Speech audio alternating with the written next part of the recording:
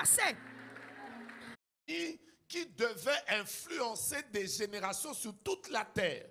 Voilà pourquoi on les combattait. Je vais te dire la vérité. Quand tu regardes ta famille et que tu constates qu'il y a beaucoup de combats, c'est un signe que Dieu vous a destiné à des grandes choses. En d'autres termes, je voulais que quelqu'un mette sa main droite en l'air et dise: ma famille atteindra la destinée divine. Je voulais entendre quelqu'un dire: quels que soient les combats que subisse ma famille, le plan de Dieu pour nous s'accomplira. Alors, vous comprendrez que je commence par vous dire que Judas a une destinée royale. Il a une destinée royale. Et maintenant, pour que cette destinée royale ne s'accomplisse pas, voici ce qui va arriver. Judas avait 3 enfants. Il avait 3 enfants et c'était des garçons.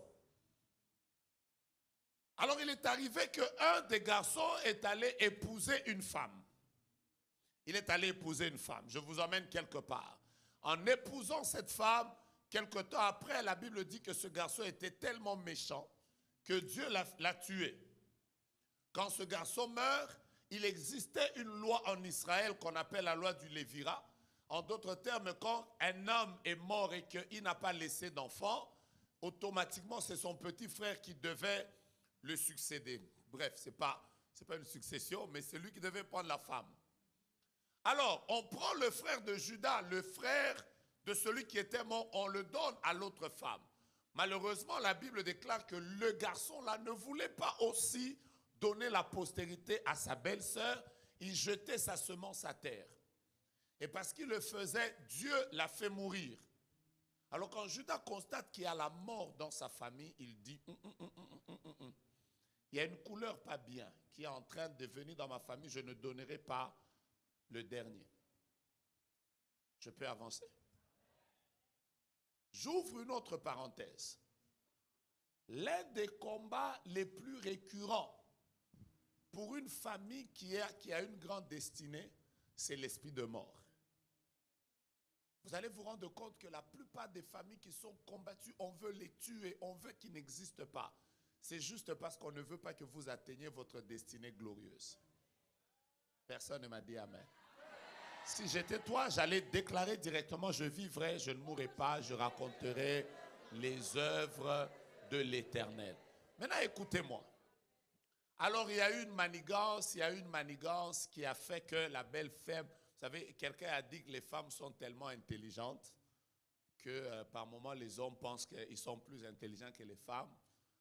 Hein? On m'a fait rire un jour, on m'a dit qu'il y a un homme qui avait l'habitude de dire à sa femme tous les jours, il disait à sa femme: tu es bête comme tes pieds, tu es bête comme tes pieds. Tous les jours, la femme était en train de gober, on lui disait: bête comme tes pieds. Elle ne répondait pas, bête comme tes pieds.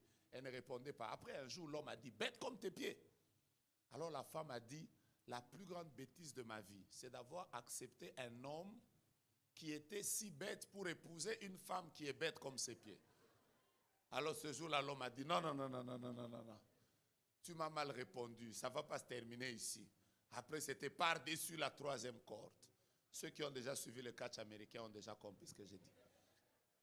Alors, la personne qui m'en parlait me disait: la femme, c'est comme un champ. Tout ce que tu sèmes à l'intérieur, sache que le jour où tu vas récolter au centuple.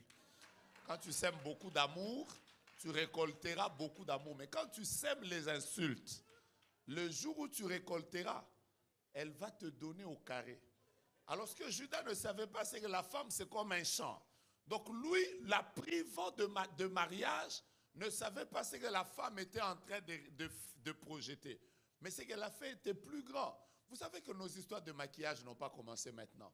Cette histoire de première couche, deuxième couche, fixateur et tout ça, ça a commencé dans la Bible. Hein. La femme s'est tellement maquillée que le gars n'a même pas reconnu sa belle-fille. Quel maquillage! Donc elle avait mis cheveux, sourcils et tout ça. Et l'homme, pensant que c'était une prostituée, il est parti avec elle et bref, ils ont eu des enfants. Ils ont eu des enfants et vous savez, quand vous avez triché comme ça, vous n'avez pas un seul enfant. Dieu fait grâce, il y a seulement des jumeaux. Pam! Je peux avancer? Je vais ouvrir une autre parenthèse. Je vous emmène quelque part et je vais vous bénir. La troisième parenthèse que j'ouvre, est-ce que j'ai déjà refermé les deux premiers? Je les ferme d'abord. La troisième parenthèse que j'ouvre, c'est celle-ci. Toutes les personnes, quand le diable veut emmener une famille à vivre un mauvais héritage générationnel, on n'attaque pas n'importe qui. Il faut que vous soyez un aîné pour qu'il passe par vous afin de pouvoir faire entrer un héritage négatif dans la famille. J'ai dit, il faut être qui? Il faut être un aîné. Je suis sûr et je déclare qu'il y a beaucoup d'aînés ici. Quand je parle d'aînés, il y en a 5 sortes. Il y a 5 sortes d'aînés. La première sorte, ce sont les personnes qui sont nées avant les autres. Elles ont eu la grâce d'avoir la primauté. Où sont les aînés?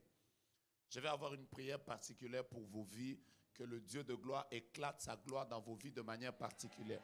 Vous avez un rôle, ce n'est pas pour rien que Dieu a voulu que vous soyez devant. Mais au-delà de ça, il y a des aînés circonstanciels, c'est-à-dire des personnes qui sont devenues aînées par circonstance. Vous étiez peut-être deuxième, mais il se fait que la première personne ou l'aîné biologique est mort et vous vous retrouvez aîné. Il y a des aînés comme ça. Vous êtes où?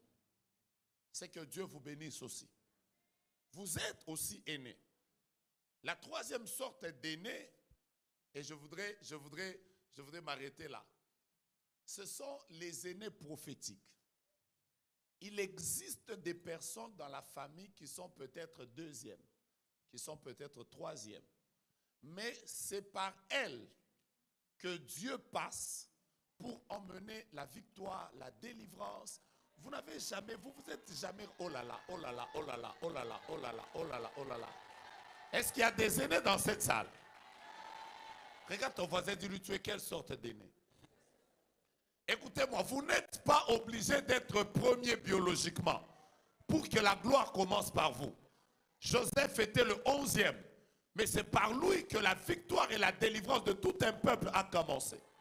Je suis en train de chercher dans cette salle des aînés prophétiques, des personnes qui sentent que l'histoire de leur famille va commencer par elles.